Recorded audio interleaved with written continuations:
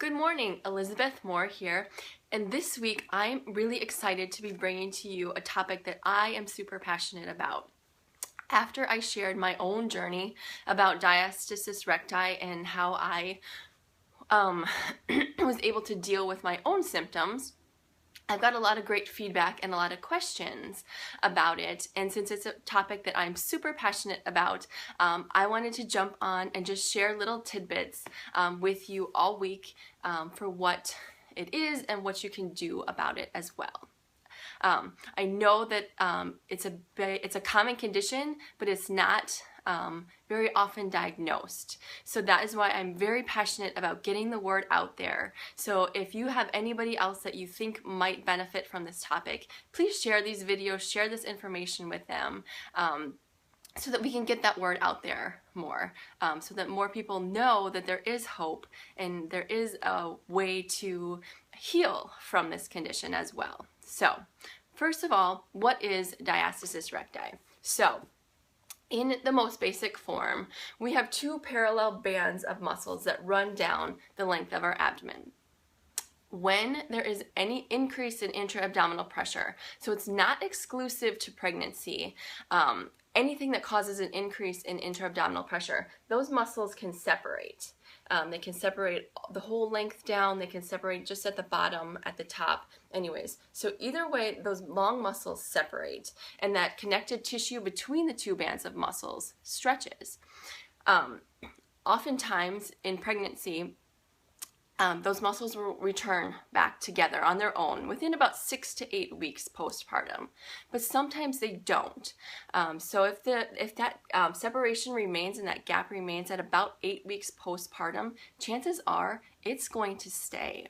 And studies actually show that 35 to 62% of women have some degree of diastasis postpartum. And a lot of people out there don't know that it even exists, or why, they're having these symptoms that they can't seem to get rid of. So what does diastasis recti manifest as? So this is that lower belly pooch that we can't get rid of no matter what we try. We try diets, we try exercise, wraps, teas, lotions, potions, etc.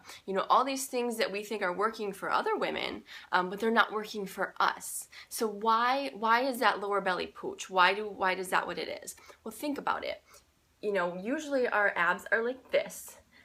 So it's essentially creating like a binder for our internal organs, holding them into place.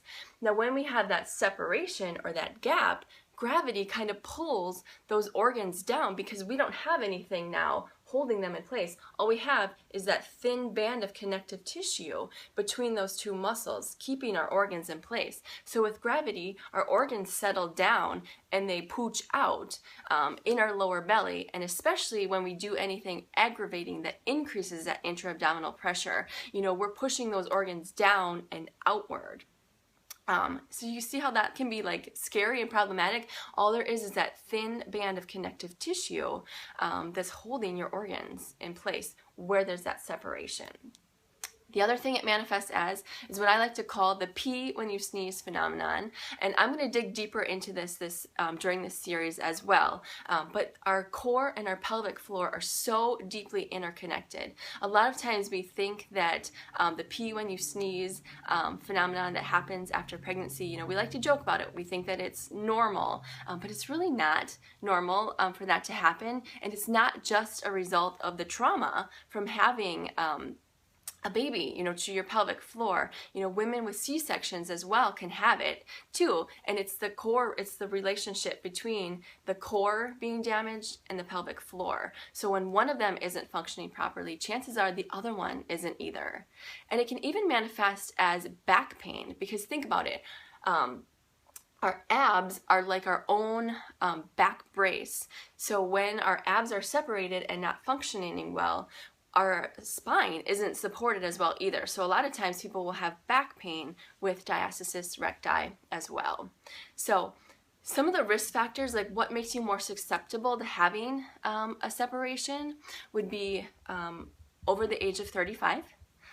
Your subsequent pregnancies, so your second, third pregnancies, you're at higher risk for developing it. having pregnancies close together. So usually they say within about a year apart, you're at higher risk for having a diastasis, and multiples.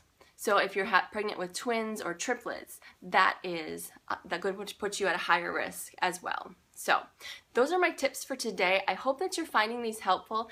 Thank you so much for tuning in. Please drop your questions below. I'm going to cover a bunch of different topics this week, but any questions that you have, drop them below and I'll be sure to cover them. Thank you so much.